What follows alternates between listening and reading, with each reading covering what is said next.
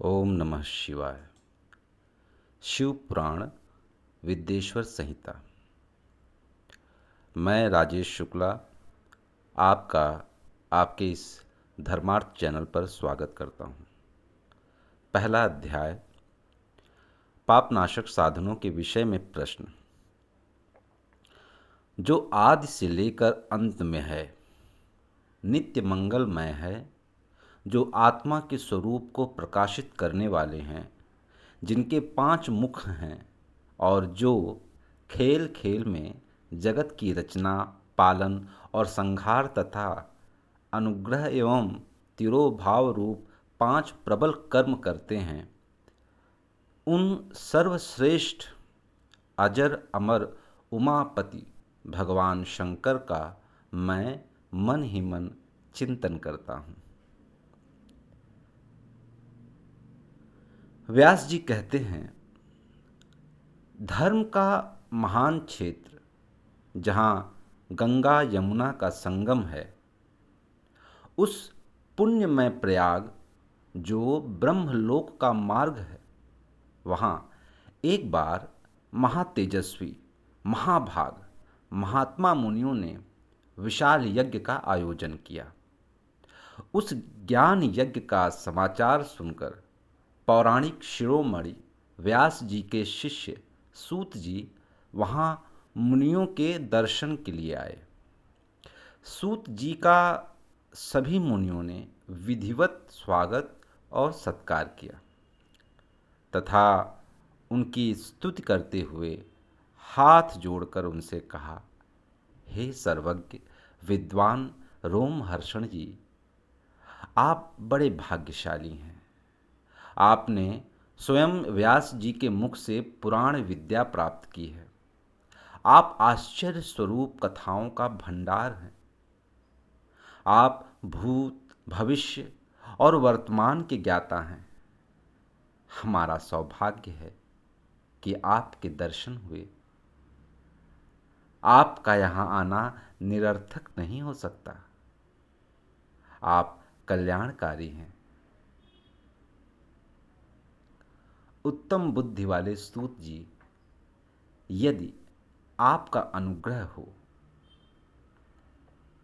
तो गोपनीय होने पर भी आप शुभाशुभ तत्व का वर्णन करें, जिससे हमारी तृप्ति नहीं होती और उसे सुनने की हमारी इच्छा ऐसे ही रहती है। कृपा कर उस विषय का वर्णन करें। घोर कलयुग आने पर मनुष्य पुण्य कर्म से दूर होकर दुराचार में फंस जाएंगे, दूसरों की बुराई करेंगे, पराई स्त्रियों के प्रति आसक्त होंगे, हिंसा करेंगे, मूर्ख, नास्तिक और पशुबुद्धि हो जाएंगे। सूत जी, कलयुग में वेद प्रतिपादित वर्ण आश्रम व्यवस्था नष्ट हो जाएगी, और ये हुआ भी है। तो संत जन ने क्या आग्रह किया कि सूत जी, कलयुग में वेद प्रतिपादित वर्ण आश्रम व्यवस्था नष्ट हो जाएगी। प्रत्येक वर्ण और आश्रम में रहने वाले अपने अपने धर्मों के आचरण का परित्याग कर विपरीत आचरण करने में सुख प्राप्त करेंगे। इस सामाजिक वर्ण संकरता से लोगों का पतन होगा, परिवार टूट जाएंगे, समाज बिखर जाएगा, प्राकृतिक आपदाओं से जगह जगह लोगों की मृत्यु होगी, धन का क्षय होगा, स्वार्थ और लोभ की प्रवृत्ति बढ़ जाएगी, ब्राह्मण लोभी हो जाएंगे और वेद बेचकर धन प्राप्त करेंगे, मद से मोहित होकर दूसरों को ठगेंगे, पूजा पाठ नहीं करेंगे और ब्रह्म ज्ञान से शून्य होंगे। क्षत्रिय अपने धर्म को त्याग कर कुसंगी, पापी और व्यभिचारी हो जाएंगे। शौर्य से रहित हो वे शूद्रों जैसा व्यवहार करेंगे और काम के अधीन हो जाएंगे। वैश्य धर्म से विमुख हो, संस्कार भ्रष्ट हो, कुमार्गी धनोपार्जन परायण होकर नाप तौल में ध्यान लगाएंगे। शूद्र अपना धर्म कर्म छोड़कर अच्छी वेशभूषा से सुशोभित हो व्यर्थ घूमेंगे। वे कुटिल और ईर्ष्यालु होकर अपने धर्म के प्रतिकूल हो जाएंगे। कुकर्मी और वाद विवाद करने वाले होंगे। वे स्वयं को कुलीन मानकर सभी धर्मों और वर्णों में विवाह करेंगे। कृपया आप सभी ध्यान दें कि यहाँ जाति व्यवस्था की बात नहीं हो रही है, यहाँ वर्ण व्यवस्था की बात हो रही है। और वर्ण व्यवस्था गुरुकुल से निर्धारित होती थी, जिसमें जो व्यक्ति, जो पुरुष, जो महिला, जिस प्रकार का उसका आचरण है, जिस प्रकार की उसकी बुद्धि है, विवेक है, उसी अनुसार उसे एक निर्धारित वर्ण में व्यवस्थित किया जाता था। स्त्रियां सदाचार से विमुख हो जाएंगी। वे अपने पति का अपमान करेंगी और सास ससुर से लड़ेंगी, मलिन भोजन करेंगी। उनका शील स्वभाव बहुत बुरा होगा।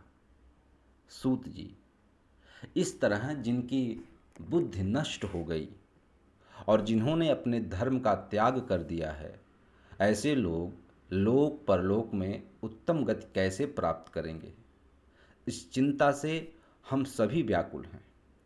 परोपकार के समान कोई धर्म नहीं है। इस धर्म का पालन करने वाला दूसरों को सुखी करता हुआ स्वयं भी प्रसन्नता अनुभव करता है। यह भावना यदि निष्काम हो तो कर्ता का हृदय शुद्ध करते हुए उसे परम गति प्रदान करती है। हे महामुने, आप समस्त सिद्धांतों के ज्ञाता हैं। कृपया कर कोई ऐसा उपाय बताइए जिससे इन सबके पापों का तत्काल नाश हो जाए। व्यास जी कहते हैं, उन श्रेष्ठ मुनियों की यह बात सुनकर सूत जी मन ही मन परम श्रेष्ठ भगवान शंकर का स्मरण करके उनसे इस प्रकार बोले।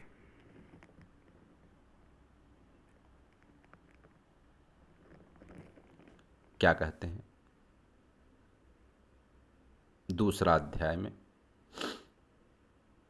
उन्होंने शिव पुराण के परिचय और महिमा का गान किया। सूत जी कहते हैं, साधु महात्माओं, आपने बहुत अच्छी बात पूछी है। यह प्रश्न तीनों लोगों का हित करने वाला है। आप लोगों के स्नेहपूर्ण आग्रह पर गुरुदेव व्यास का स्मरण कर मैं समस्त पाप राशियों से उद्धार करने वाले शिव पुराण की अमृत कथा का वर्णन कर रहा हूँ।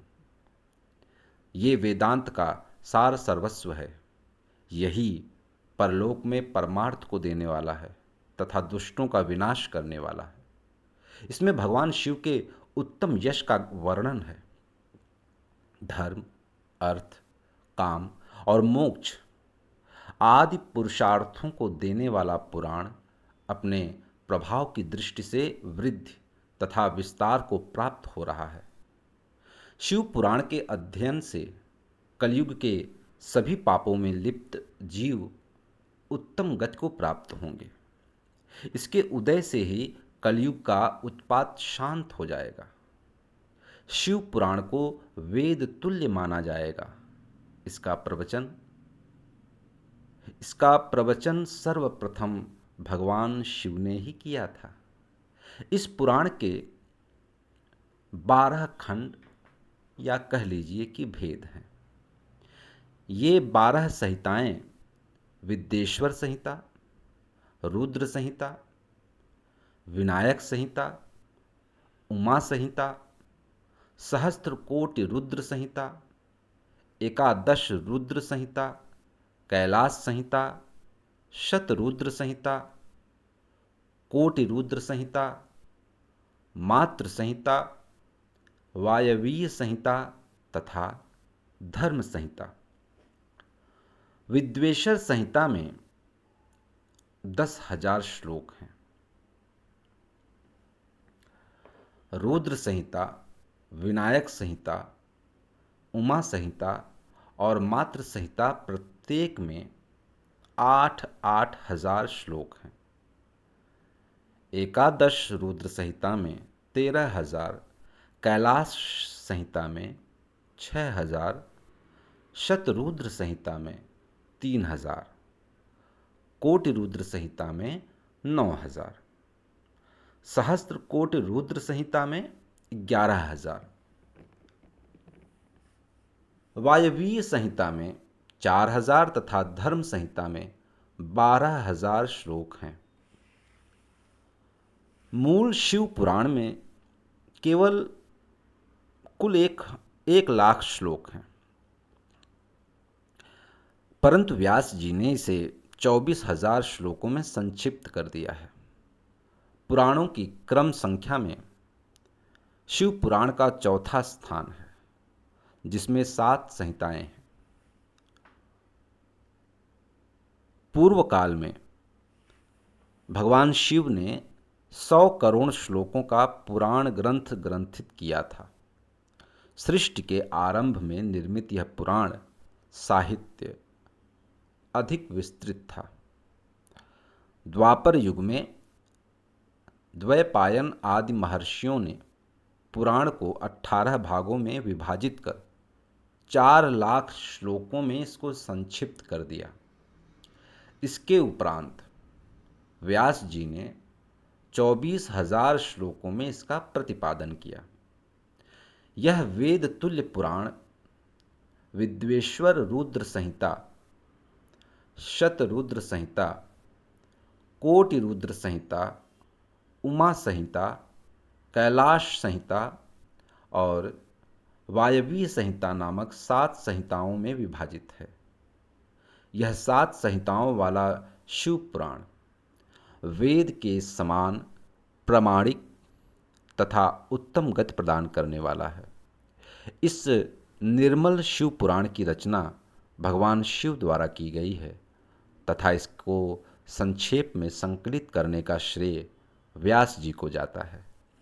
शिव पुराण सभी जीवों का कल्याण करने तथा सभी पापों का नाश करने वाला है। यही सत्पुरुषों को कल्याण प्रदान करने वाला है। यह तुलना रहित है तथा इसमें वेद प्रतिपादित अद्वैत ज्ञान तथा निष्कपट धर्म का प्रतिपादन है। शिव पुराण श्रेष्ठ मंत्र समूहों का संकलन है तथा यही सभी के लिए शिव धाम की प्राप्ति का साधन है।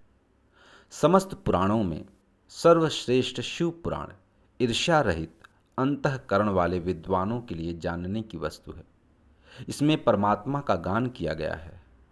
इस अमृतमयी शिव पुराण को आदर से पढ़ने और सुनने वाला मनुष्य भगवान शिव का प्रिय होकर परम गति को प्राप्त कर लेता है।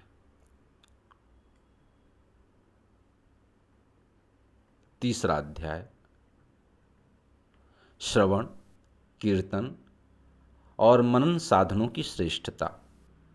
व्यास जी कहते हैं, सूत जी के वचनों को सुनकर सभी महर्षि बोले, भगवान आप वेद तुल्य अद्भुत एवं पुण्यमयी शिव पुराण की कथा सुनाइए। सूत जी ने कहा, हे महर्षिगण, आप कल्याण में भगवान शिव का स्मरण करके वेद के सार से प्रकट शिव पुराण की अमृत कथा सुनिए। शिव पुराण में भक्ति, ज्ञान और वैराग्य का गान किया गया है। जब सृष्टि आरंभ हुई तो 6 कुलों के महर्षि आपस में वाद विवाद करने लगे। कि अमुक वस्तु उत्कृष्ट है, अमुक नहीं। जब इस विवाद ने बड़ा रूप धारण कर लिया तो सभी अपनी शंका के समाधान के लिए सृष्टि की रचना करने वाले अविनाशी ब्रह्मा जी के पास जाकर हाथ जोड़कर कहने लगे, हे प्रभु, आप संपूर्ण जगत को धारण कर उनका पोषण करने वाले हैं। प्रभु, हम जानना चाहते हैं कि संपूर्ण तत्वों से परे परात्पर पुराण पुरुष कौन है।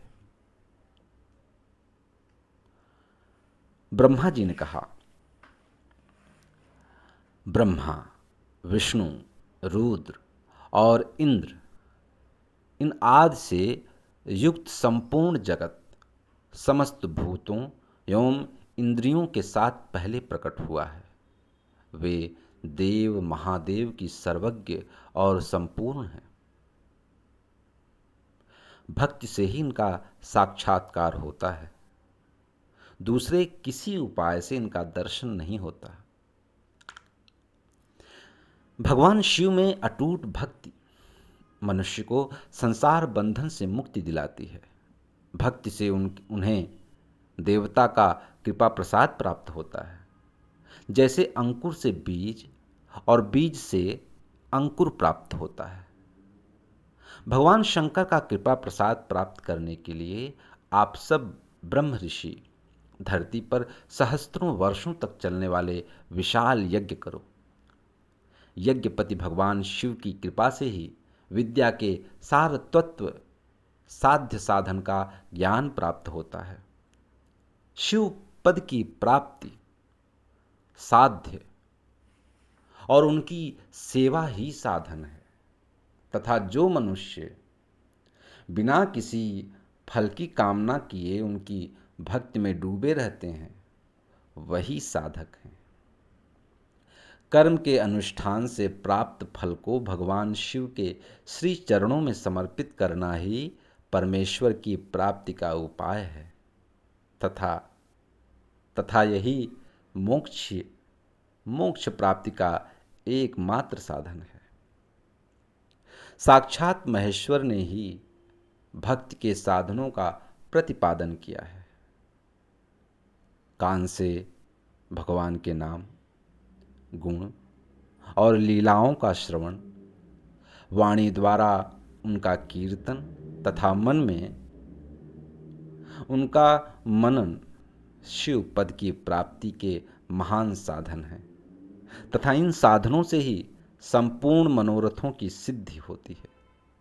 जिस वस्तु को हम प्रत्यक्ष अपनी आंखों के सामने देख सकते हैं, उसकी तरफ आकर्षण स्वाभाविक है, परंतु जिस वस्तु को प्रत्यक्ष रूप से देखा नहीं जा सकता, उसे केवल सुनकर और समझकर ही उसकी प्राप्ति के लिए प्रयत्न किया जाता है।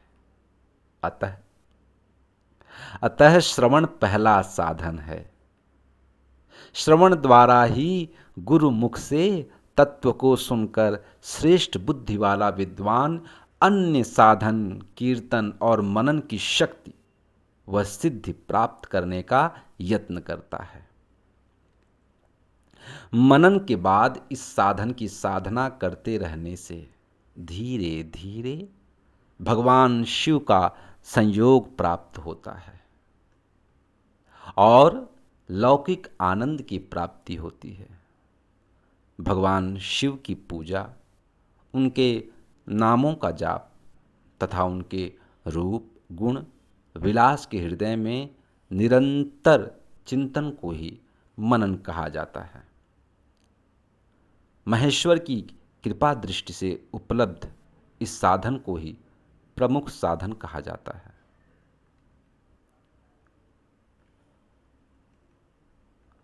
चौथा अध्याय सनत कुमार व्यास संवाद। मित्रों, कृपया मेरे चैनल को लाइक कीजिए, शेयर कीजिए और सब्सक्राइब कीजिए। ये चैनल जो है सनातन धर्म को समर्पित है। सनातन धर्म भारतवर्ष को समर्पित होकर जो भी क्षमता अनुसार मैं प्रस्तुत कर पाऊँगा, मैं निरंतर प्रयास करूँगा। आप सभी के आशीर्वाद से, महादेव की कृपा से ये चैनल आप लोगों का है। अब आप लोग ही इसे संभालिए। हर हर महादेव।